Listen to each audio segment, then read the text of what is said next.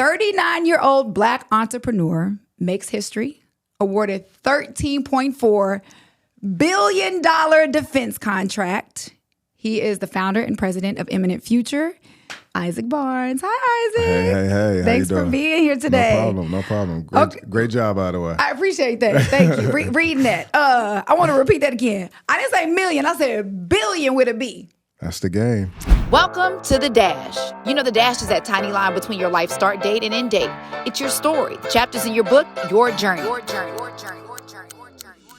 Get ready for real conversations with real people telling real stories about the realities of failure, setbacks, and success. Let's go. Let's go. We're rolling. Let's go. The Dash in 3, 2, 1. Hey, what's up, everybody? Welcome to the Dash Podcast. Thank you guys so much for your support. Thank you guys for being on this journey with me. Do me a favor if you have not already. Do not forget to subscribe, share this video with a friend if you enjoy it, and just continue to support and ride this wave with your girl, all right? So I say this all the time. Sometimes it's hard to respect a person's hustle until you know where they came from. You know, that dash is that little bitty seemingly insignificant line between your birth date and your death date. And we ignore it, right? We're just like, oh, it's just a dash. But your dash is your story. It's your journey. And so, yes, when we can meet very successful people, it's great. But the true essence of a person is in that dash. It's what they had to overcome to get to where they are. So I am excited about our next guest. And I was trying to figure out, how am I going to introduce him? And I said, I am actually going to read a headline of an article because I think it explains who you are now, and then we'll go back. Okay. 39-year-old Black entrepreneur makes history, awarded $13.4 billion defense contract. He is the founder and president of Imminent Future, Isaac Barnes. Hi, Isaac. Hey. Thanks for being here today. No problem. Great job, by the way. I appreciate that. Thank you. Reading that. I want to repeat that again. I didn't say million. I said billion with a B. That's the game. Okay. So what does that mean exactly? And then we'll kind of go back to find out who you are at your core. Okay. So great question. I love when I get asked this question because it allows me to provide clarity. So the way that the contracting space works. So I'm a government contractor. My company's a government contractor. Me and my business partner created the company, et cetera, et cetera. That contract specifically is it's like a license to hunt. That's the best way to explain it. So a license to hunt. Okay. So think about to get into the NBA, you got to have a contract. Sure. Right? To get in the NFL, you got to have a contract. Yes. That's the way it works. When you get in there, you got to show up. Right. If you don't show up, if you don't deliver, if you don't produce, you don't get anything. Right. That's the way the government contracting space works as well. So the producing and delivering is the Air Force and Space Force, which are two of the biggest branches. They spend the most money in the military. They are looking for ways to make things better, right? So think of, your house, right? You have an old TV in your house. You got old stereo system in your house. Have you been in my house? Because that is true. They have the same problems, but 1,000 times worse, right? Okay. So, they look at innovative companies to come in and help them try to figure out ways to make things better, right? So looking at this problem and this problem and this problem and figuring out ways to modernize it and bring it into 2022 and beyond. Okay. So that's the best way to explain it. So it could be anything from virtual reality to artificial intelligence to any of the latest trends. They're trying to figure out how do we adopt that. You're really smart, Isaac. you do your thing. Okay. I love it. A dash. Okay. That's it. Okay. That's it. I like A playing little bit, words. a little Okay. dash. That's it. Okay. So I have to ask you this. Again, I'm not sure if some of the research I've done is true. College dropout?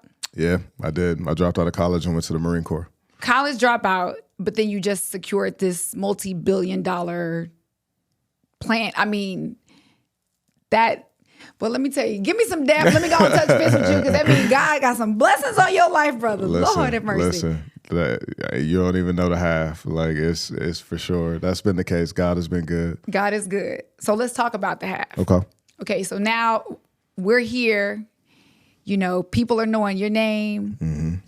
Blessings are raining down. But you are what you define yourself as a survivor. Yeah. So on your Instagram, it says, I'm a survivor. This is from Isaac's Instagram, of anxiety, depression, my father's death, my stepfather's death, being held at gunpoint, 5 car crashes, drowning, suffocating, severed wrist, Marine Corps, and rape. All of the above. And there's more. That's all I can fit on that image. Yeah. For sure. So I do want to go back because I do think that is very important. There are so many people that are struggling, that are hopeless, that are maybe dealing with some of the same things that you've gone through. Let's go back to the beginning. Like, who is Isaac? Where are you from? Where did you grow up? How did you grow up? And then we'll kind of touch on a few of these. Okay, so I grew up in Grand Rapids, Michigan, which is, in the Midwest. So I grew up in a Midwest environment. Okay. The time that I grew up, it was a beautiful time in some ways, and it was also a crazy time, right? It was the crack cocaine 80s, right? That whole environment. And so the upbringing that I had, I grew up in what would be considered the ghetto back then. It's a lot nicer now. There's been a little bit of gentrification happening, but it's a lot nicer than it was back then. I had amazing parents. My mom and my dad were both amazing humans in so many different ways. I was fortunate because a lot of my friends didn't have that, in their homes. They, a lot of people had broken homes. And so at least for the first 9 years of my life, my mom and dad were together. And so I grew up in an environment where, I had some structure in my household, but outside of my house, it was chaos. Like literally, across the board, there's crime and all manifestations happening when I walk outside my house. But we had a very close neighborhood. A lot of people, I knew my neighbors. Mom, I could go to their houses and go to their refrigerator and eat something. It was that close knit. But, we grew up during a time of chaos. And so I had a lot of good role models in my life, people that when I look back, I see each of them played a huge role into my growth, into my way of thinking and seeing the world. And I also was put in these very interesting situations that led to me seeing the world a little bit differently than, most of the people that I grew up around. And I've always had this fire inside of me, which, I think I get from both of my parents, to want to help people, serve people, and just be the best version of myself that I could be. And so all of that trauma that I experienced, it didn't deter me from what I felt I was and needed to be, right? When I went through anxiety as a kid, it was all of these moments of just being terrified of my environment. And also, I grew up in a Black household at that point in time. And so terrified of your parents too? Facts. It was a part of the game. So, I got spanked, I got beat, I got punished, I got all of that. But I didn't have it as bad. I was the youngest. I'm the baby of 3 boys. And so I got to witness their pain and all of the mistakes that they made. Right. And I was able to avoid a lot of things, but I still made my own share of mistakes. So you mentioned having anxiety about the things that were going on outside of your house. Yep. And we know that the anxiety and depression, they kind of come coupled. They do. Often. What were some of those things that used to make you afraid? Like, what were you so afraid of? Oh, man, you want to go there. So let's go. One of the biggest traumatic moments that I remember being a child was I was very young. I don't even know how old I was. I was young enough to be on a big wheel, so I was tiny, or a tricycle. Yeah. So I was tiny, and I had a cat, Max, which was my favorite pet at the time. And so I'm outside playing with him, and I didn't have him on a leash, or I didn't have a collar or anything wrong because he's a cat. So I wasn't even thinking about that. Do they have collars? Right. I didn't know. Exactly. Okay. And so coming down the street was this guy holding a pit bull or rock? I think it was a pit bull or Rockwell or something like that. And all of a sudden, my cat sees this dog and takes off and runs up the tree. And trying to run up the tree, the dog comes and he's at the bottom of the tree, but my cat slipped and fell, and my cat got eaten in front of me as a kid. So that's one of the things I didn't even mention. But that created in itself, I sat there and I watched my cat, my best friend, get eaten in front of me, right? That created this like dynamic of like me wanting to understand what life meant, but also being super depressed because I just lost my pet and I lost one of my best friends at the time. And so I had to deal with that trauma at a very, very young age. I didn't even know how to articulate what I was feeling. Sure. My parents did a great job of keeping me active. My dad literally forced me to play every single sport, to bed, to keep me out of the house and not thinking about it. But a little bit of that anxiety was unprocessed and stayed with me for a long time. You know, like some people may listen to that story and say, okay, you were a kid. It was a child. You were a child. It's not that big of a deal. But that's the problem with us a lot of the times. For sure. You know, I can remember being about 8 or 9 years old and my mom was a school teacher, so she was home over the summer with my brother and I. My dad was going to work, and someone broke into our home while we were in our home. Wow. Well, they broke the window. They tried to come in. They ended up not coming in, right? You think, okay, end of the story. But I can literally remember the sheer fear in that moment that literally I probably still experience and not really correlating it from childhood to adulthood. Yeah. But experiencing, like you said, that was your best friend. My best friend. That was almost like, and I don't mean to lessen anybody's situation, you know, it's almost like witnessing another human being to a child die in front of you, and it can create a space, and we, especially in Black households, we do not know how to articulate that. No, not at all. So it carries on. I'm reading this book called Overcoming Fear. Mm-hmm. And the author of the book talked about how childhood experiences affected the way that he treated his wife when he finally got married, because he wasn't realizing why he was spazzing out on certain things, but it was things that happened in his childhood, not even directly to him. Yep. That kind of carried over. So I think it's important that you recognize that. For sure. I call them trauma triggers. Like, that's how I look at it. It's like, that stuff doesn't go away. It's still a part of you.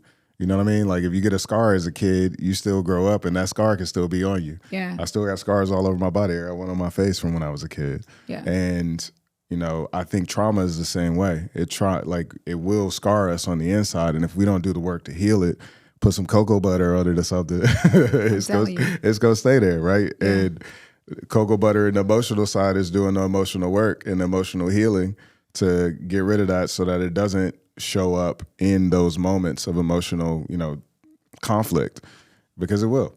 And most people don't do that work. No, you're absolutely right. So you mentioned having brothers and sisters. You played sports. Mm-hmm. Seems like you had a fairly normal, to an extent, yeah. Yeah, to an extent, upbringing. Let's get into like how you got into this space of, did you always know you were going to go into tech? Yeah.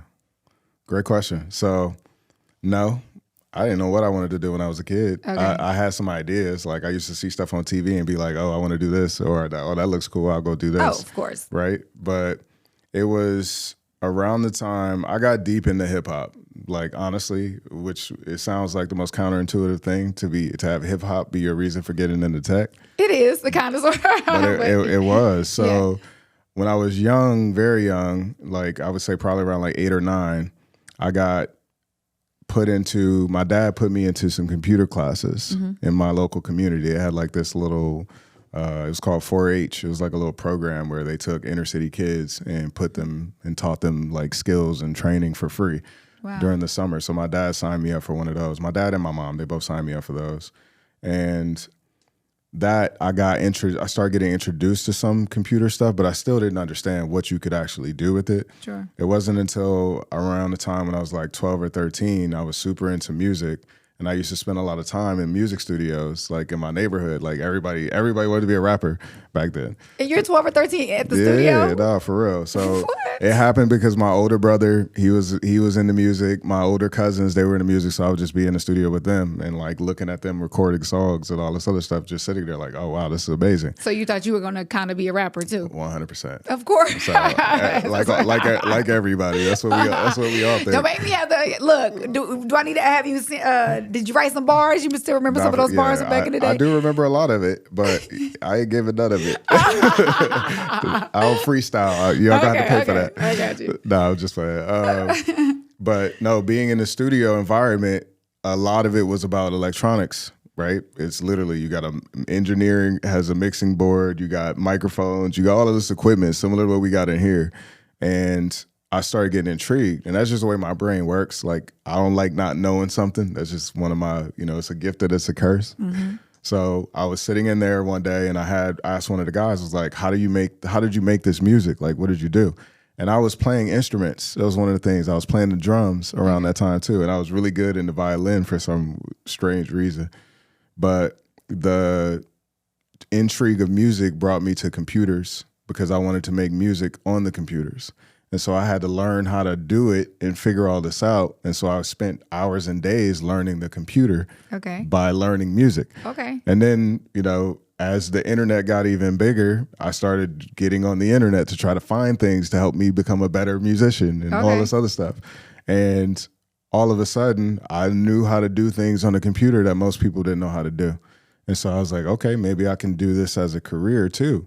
This whole time you think you building Cash Money Records, and you didn't know you were gonna have a 13 point whatever $1 million government contract. I had no idea. That was so far. I didn't even know that was even possible. I didn't know they existed. Yeah. Right. And so, but then you end up not going to school because I guess dropping out of school, you went to college. Yep. And why did you decide to leave? It just wasn't for you? So, and I'm going to blame this on somebody else, but I'm also going to take accountability too. So I was a kid in high school, and I was having a conversation with my counselor, and I asked him, he's like, what do you want to do? And I was like, I honestly don't know yet. What are my options? He had me looking at some tests and all this other stuff to try to figure out what I wanted to do. And he recommended, he's like, you know what? You don't really need to go to college to do what you're saying you want to do. And I was like, I don't? As a kid, you tell a kid that it's like, okay, unless you got parents that's going to push you down. And my parents at the time, they were just asking me what I wanted to do. They weren't trying to force me down any path. Mm-hmm. And so I ended up, sitting with him and talking to him. And eventually, when I was in 11th grade, I started taking college course. I took my first college course at the local community college. Okay. And so 12th grade, did the same thing. And then when I got out, I was going to school, and I'm like, okay, I didn't get a scholarship because I didn't take it serious because he told me I didn't need college. But makes sense. That was all on me. I should have done my research, but I had to sit down and then figure out what I wanted to do. And then on my 18th birthday, my father passed away. Right before my 18th birthday, like a week before my 18th birthday. Oh my goodness. My father died, which my father at the time was like my best friend. Like, we spent all the time talking and telling him everything and learning from him. He was one of my biggest mentors. And so he passed away right before my 18th birthday. And so after that happened, I went into a deep depression. Yeah. Literally. I didn't know that's what it was at the time, but looking back, it definitely was. So for about three to 4 months, I literally spent that entire time like trying to figure out what I wanted to do with myself. Can we pause for a second? Because I think that that's you hit it on another nugget. It's kind of repetitive, but I think it's very, we need to focus on it. Mm-hmm. What did you think you were feeling when you were 17, 18 years old? You said you didn't know it was depression. And that's the problem. We don't put a title to it. What did you think? Like, what were you saying? Like, I just feel bad. I'm just confused. Like, so I talked very little throughout that period of time. And so the only context I had was from like TV. And I apologize because it's funny now looking back. But the context on TV, you know how they're like, she doesn't speak anymore. Like, she's gone catatonic. I see. So I literally thought I went catatonic. That's how I was like, oh man, maybe because we will self-diagnose ourselves by whatever we see on TV. That is the truth. Okay, yeah. I was like, maybe I'm catatonic now, so I can't speak. So I literally didn't speak for like 3 or 4 months. I spoke very little, like just said, yeah, okay, like basic one-word responses to everything. And so that's what I thought it was. I literally thought that's what it was. But I would say probably about 2 weeks after my dad passed, it hit me. I literally remembered seeing him laying in his casket with a smile on his face. And I remember asking the people at the funeral, I was like, why does my dad have a smile on his face? It was like, we tried to take it off, but it just wouldn't go away. It was like, what? Like, that don't make no sense. And so he had a smile on his face. And so I remembered that like 2 weeks after. And, around that same period of time, I was in my basement making music because that's what I was doing still. And that was one of the things I dove into heavy. And I turned around in my dad's bookshelf because after he passed away, all of the books, all of the stuff that he had at his house got moved to I took some of his stuff. And so I had a bookshelf sitting behind me with all of his books. And for some reason, I just looked behind me. I'm like, I wonder, like, it just came to me like, I wonder what my dad was reading. Mm-hmm. I went to go pick up one of the books, and one of the books was The Magic of Thinking Big. And in that book, it had all of these outlined sticky chapters on, sections throughout the book with sticky notes on them. Wow. And so I actually got to I started reading each page with the sticky notes on it. And I was like, this book is amazing. Wow. And that changed my life. It changed my whole perspective. And that's when my depression shifted into woe is me to, man, I can go do anything. Wow. If I just do what my dad told me he wanted me to do and be the best version of myself that I could be. Well, I tell you, that is good because nothing just happens. Right. The fact that you moved the books into your room, you remember the look on your father's face. It's almost like, golly, oh my gosh, how God works. Yes. It's like he left something behind for you and didn't even know it. Those notes, and again, you're flipping, you know how we do. We flip into the pages. We just the sticky notes. We ain't reading the whole thing. I'm right? I ain't read all that. Yeah. So I just want to see what. But it's like he was leaving messages for you along the way. It's exactly what it felt like. That is a great story. And that book literally is a blueprint for how to manifest anything you want in your life. That's what it was. Mm-hmm. And so just reading that in that moment, it turned that desperation into hope instantly. And so from that moment on, I became addicted to reading books because one of the things the dude said in that is the more you learn, the more you earn. Mm-hmm. That simple concept was in there. I was like, okay, so let me go learn as much as possible. I literally had my mom take me to the library because I didn't know how to sign up for a library card. So I would have got a library card, and I literally spent the next 2 months reading. And I've developed a relationship with the librarian. And then I got to the point where I was just like, why am I going to go back to school if he ain't mentioned nothing in here about college in this Magic of Thinking Big book? He said you could do whatever you want to do. Right. As long as you put in the effort and you learn and you go make the connections and do all of these things, you can go do whatever you want to do. Right. And so that book literally became like a blueprint for how I live my life going forward. Wow. And you ended up going to the military. Yep. And so during that library search, one of the books that I read was Fortune magazine. I think it was either Fortune or Success. I can't remember. It was so long ago. But in there was an article about the fact that most of the successful people in Fortune 500 companies were prior military. And I was like, what are they teaching these people for them to be able to do that? Right. I was like, it sounds like they're using these principles that I just learned in this book to get to that point. Like, what did they do? And so I asked the librarian, I was like, do you have any books on military? Like what, I want to learn more about this. And so she literally started pulling articles and started helping me map this out and get an understanding. And so she was like, you know what you should do? You should write down a pros and cons list and figure out what you want to do and then look at the pros and cons of each one of these. Mm-hmm. I was like, okay, that's awesome. And so I literally sat down and did that. And I came up with 3 options. I said, I can either go to school, finish going to school, I could start my own business because that's one of the things I want to do eventually. Right. Or I can go to the military and then do these other 2 things at the same time. Right. And the pros of going to the military were so much better than the cons at the time that I was like, I'm just going to go do that. I was like, this is not the normal mind of an 18-year-old, though. But a normal 18-year-old doesn't lose their parent. That triggered. That's true. That opened me up. That's true. Because your ability to correlate all these things, your ability to go looking for the information, which is a good point to what you're saying, that loss is what catapulted you. The trigger. Yeah, for sure. Whew, boy, I'm telling you, nothing just happens. This is good. Not Okay.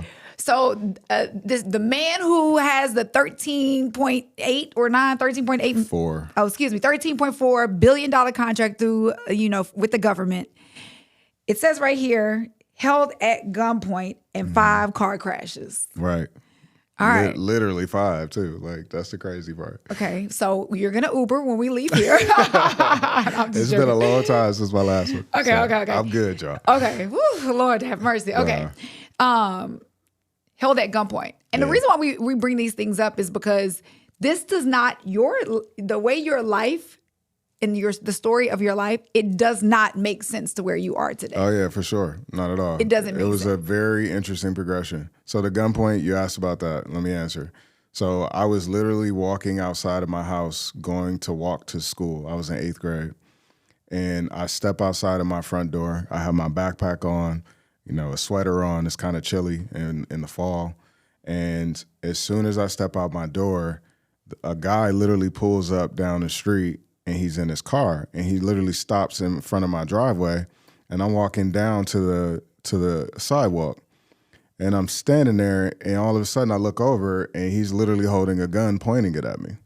And he's like, I should kill you right now. Why shouldn't I kill you? He's like, what you listening to? I should just smoke you and take your headphones. And I'm like, I'm literally sitting there with my hands up, like, what did I do? I didn't do anything to you. I'm just a little kid. Like, why are you mad? Like, what did I do? What did I do? What did I do?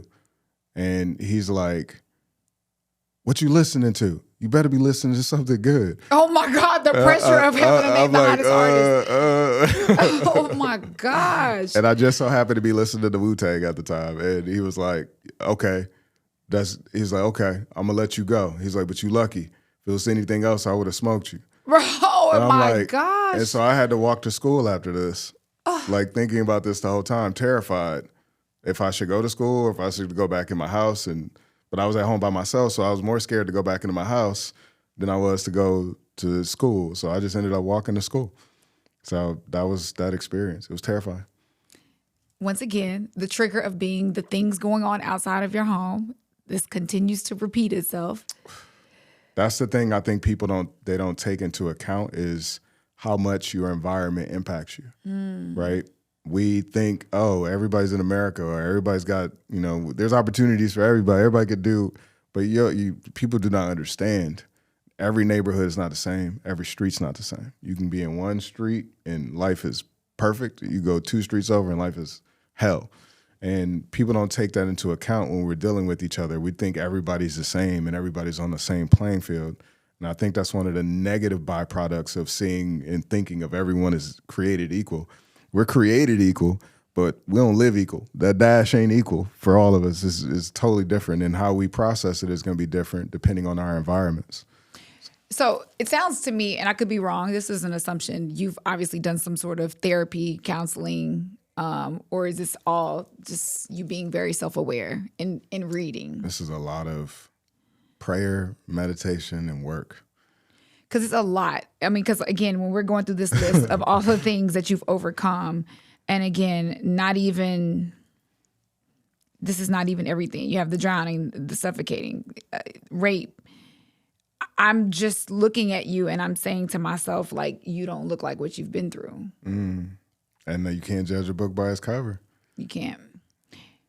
So there's somebody out there that's watching or listening, and they feel like God has given them, just dealt them the wrong hand. Like every time they turn around. Because I'm not going to lie. Seems like every time you turn around. This is not stuff that you were like, oh, I was hanging out with the wrong people. Oh, I was doing this. Like a lot of these things met you at your front door. Mm-hmm. And there was a moment when it stopped. I was led to, and it just happened this way. I was led to the book of Job and the story of Job. And in the story of Job, you get a clear understanding. If you're struggling or going through anything, go to that story and you'll understand why you've had these repeated cycles of pain and suffering and misery in your life.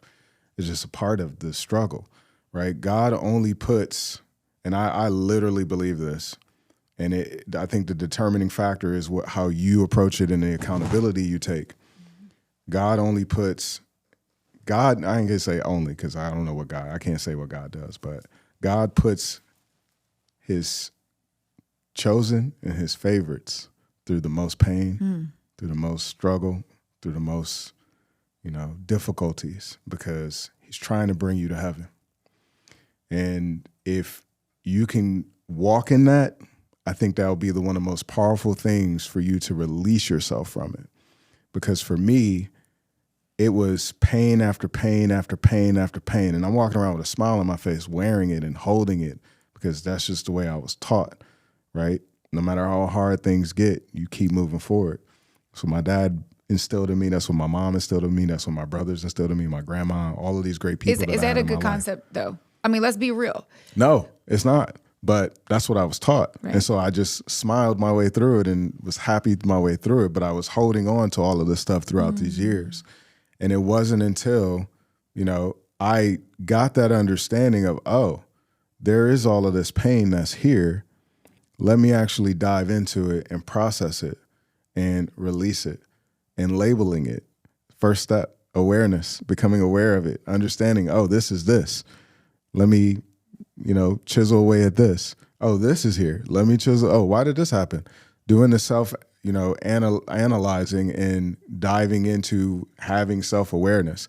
I think people think of the concept of self-awareness of like, I need to know where I came from. I need to know my heritage and my people. But you also need to know what you've been through and how that is impacting your decision-making and your choices today. Every action we make is based on something that we've experienced in the past. This is how we work.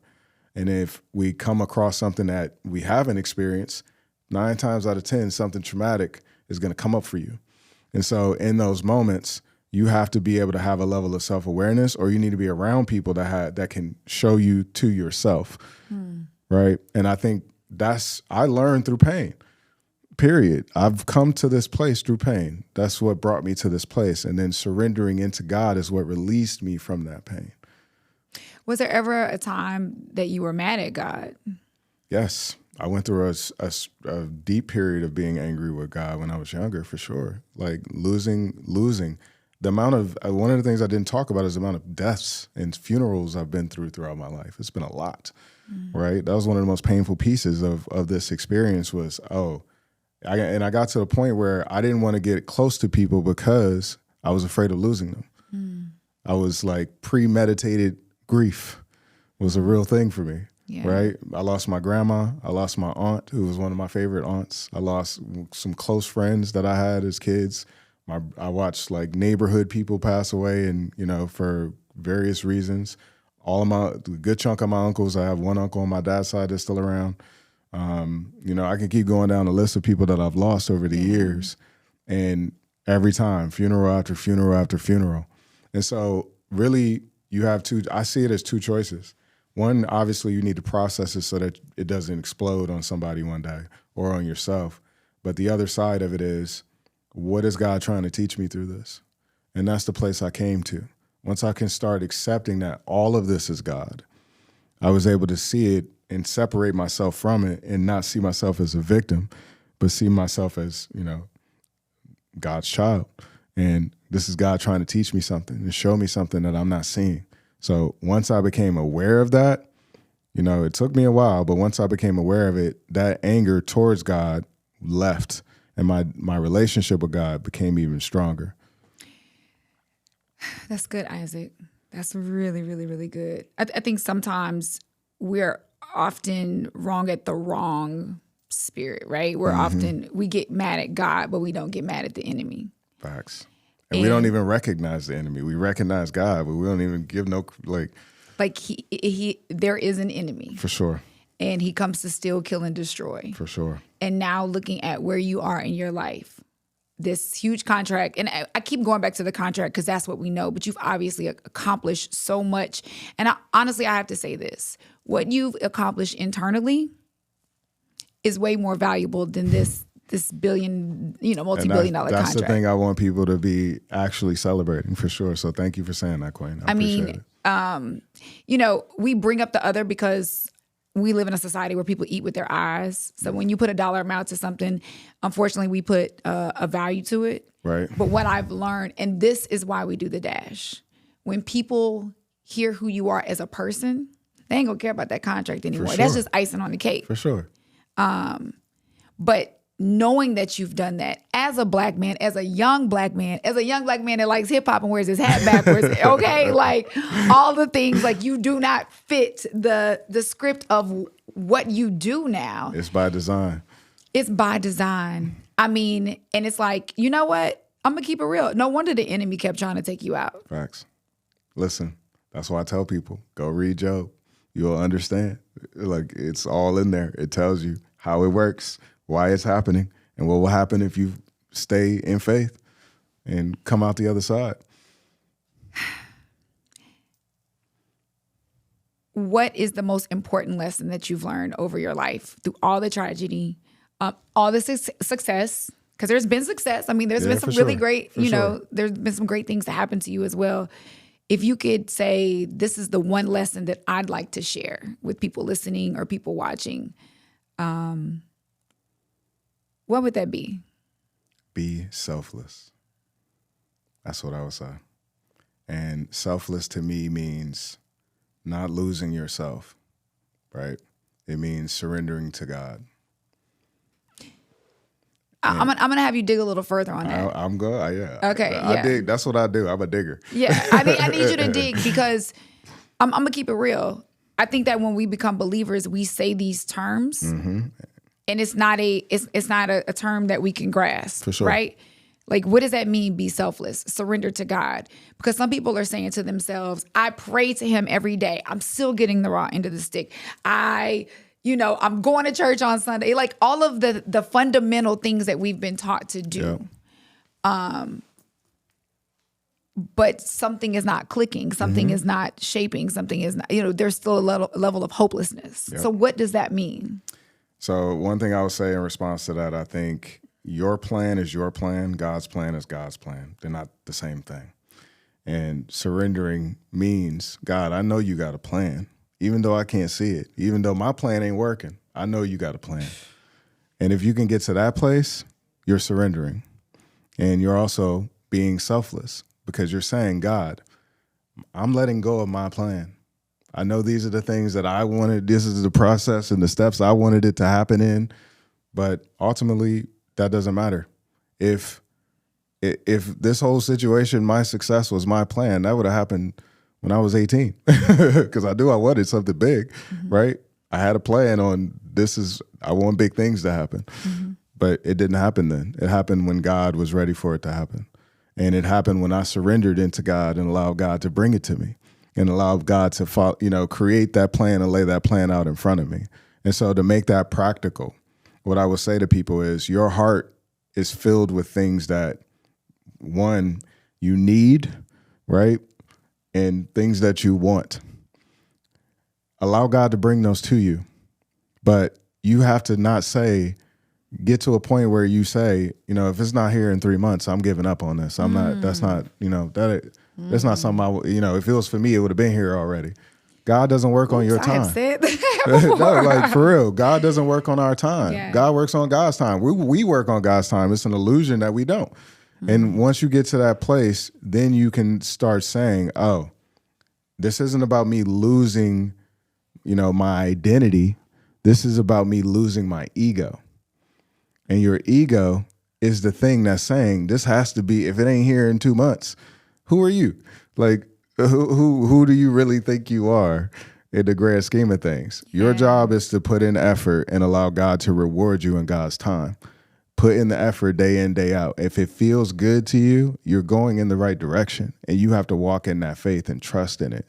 And the selfless part means it's going to feel even better to you when you get to a place when you're not doing it for you, you're doing it for others. You're doing it to further unfold God's plan. And what I mean by that, I'll give you an example. The reason why God put this contract in my life is for what's happening right now. For me to now exalt God. You get what I'm saying? Because it's for His glory. Right. And I know that, and I've accepted that, and I'm embracing that. And it's not even about me. I could care less about me at this point. It's literally not about me. When I say that, people think I'm just I'm capping, but I'm not capping. This is real. Like that, I move in that energy and I move in that space, and the gifts and the blessings that I've received in response to that are confirmation that that's the path. So that's what I would say to make it super practical. Every good thing that's happened to me in my life since I've surrendered has been on God's timing. And I'm not sitting wondering every day like, oh man, when is this going to happen? No. What do I need to do next, God, to follow your plan? Because I know you have amazing things coming for me. What do you do while you wait? You put in effort. You make yourself better. You heal yourself. You get rid of those wounds that are in there. You dive into you, which allows you to become closer to God.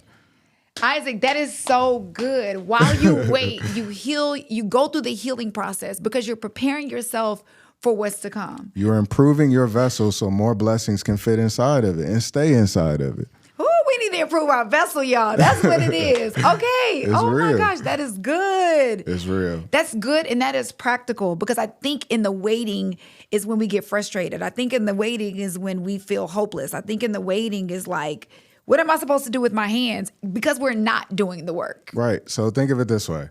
If you had a cup and that cup had holes all in it. Yeah. Are you going to pour a full glass of water in there and try to drink it? No.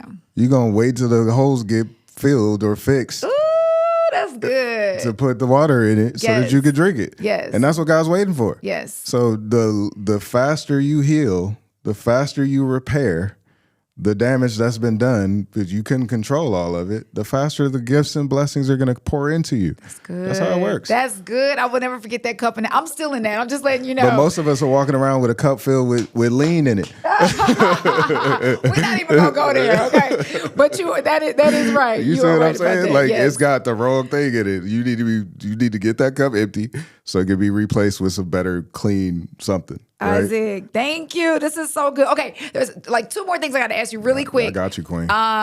Democratizing food.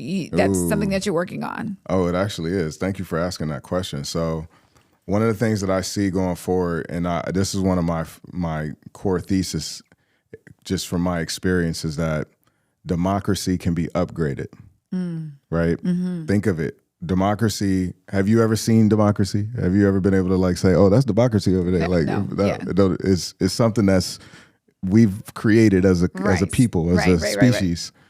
So that means it can be improved upon, right? And I think, and this is my belief. I know a lot of people see it in different ways, but I know and believe strongly that technology is the upgrade. It's God's way of saying, here are tools, here are ideas and innovations that you can use to make things better. So one of those areas that I know for a fact is crucial right now is food. We have a major water shortage that's happening across the planet right now that's about to increase. It's going to get even worse over the next 8 to 10 years. Mm-hmm. And then there's also food, which is impacted by the water supply. We just saw it during COVID. What happened? Oh my gosh. It was horrible. Terrible. The amount of people that bought extra amounts of toilet paper, you know, I'm laughing, but because it was funny at the time, but that's a precursor to what's coming if we don't start addressing some of these things. And I think one of the things we haven't realized is, you know, the younger generation, we're responsible for fixing the things, healing the things that have been broken in the past, right? And so God can pour in these blessings. And I think agriculture is one of those areas that I'm passionate about, that I know, you know, is one of the next frontiers for where we need to go as a people. What's interesting is we're all passionate about it. We just don't realize it because we all need food. And we need good food. Right. Yeah. No, that's good. Right. Okay, you said something earlier, and I'm not even joking. I was like the way you said it, you kind of sounded like Obama for a second. So it made me think, I can't forget to ask him. Is it true that you are actually considering running for president? I am considering running for president in the future. Look, you even did the presidential. I know, I had to give it to you just to show you that it was there. Just to show you that it was there. Yes. But listen, the thing that I see is that by the time I run presidential elections and the way this works is not going to look the way it works today. You know, anybody that's under 45 doesn't want things to stay the way that they are right now. We've been born and grown up in an environment where we've seen the most dramatic changes in human history happen in our lifetimes in so many different ways. You know, from 9/11 to the 2008 situation to COVID, nobody else can say they've experienced that amount of trauma in their lives. For sure. Right? So on the other side of trauma is healing. We've been shown this trauma to heal things. And so what I see going forward is that we're going to get to a point where our leaders in this country are going to have to understand technology in order to govern. And without that understanding, we're going to be left behind as a nation and as a people. And so where is that crop of people going to come from? Mm-hmm. I just want to sign myself up to be one of those people. Isaac Barnes, healing our country. You know what? I could talk to you forever because there was like a thousand things I did not even get a chance to touch on. But I just want to say thank you. Thank you. Thank you for pouring into everybody that's going to get a chance to watch or listen to this podcast. Again, we start off with the big number, the big $1 billion contract that you received. But this is why it's important to really get to know a person at their core.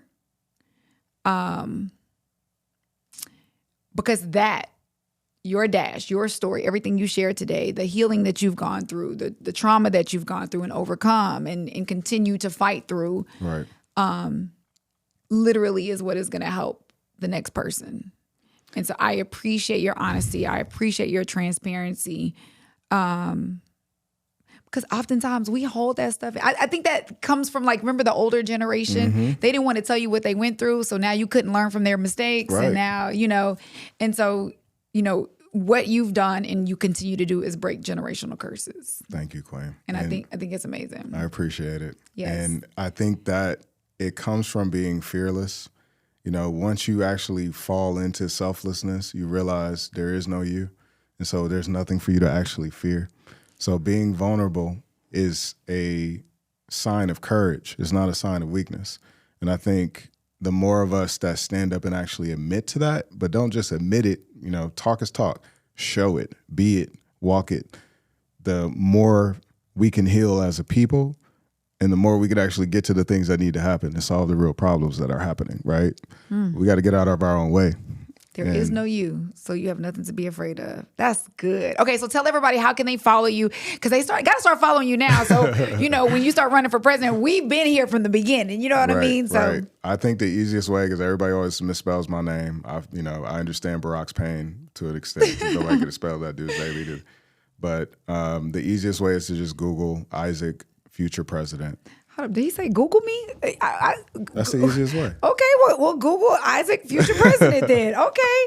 Now he didn't give you the LinkedIn or the Instagram. He said Google me. Oh, monster. I love it. That's it. So Isaac, future president, already speaking it into existence. Yeah. Look. Manifestation. I love the magic of thinking big. Yeah. And we're going to get that book, too. That book is going to be sold out on Amazon, thanks to you. Listen, I need to get some royalties. Yeah. Well, congratulations on everything. Thank you, Queen. However we can support you, let us know. We're cheering for you. And just thank you for your time today. I really appreciate it. Thank you for yours. I appreciate it as well. Right. Great job. Thank you. Thank you. Thanks for the support. Make sure you subscribe to the Dash Podcast YouTube channel. Also, we're available on Spotify, Apple Podcasts, Google Podcasts, and more. And feel free to share it with some family and friends. Thanks, guys.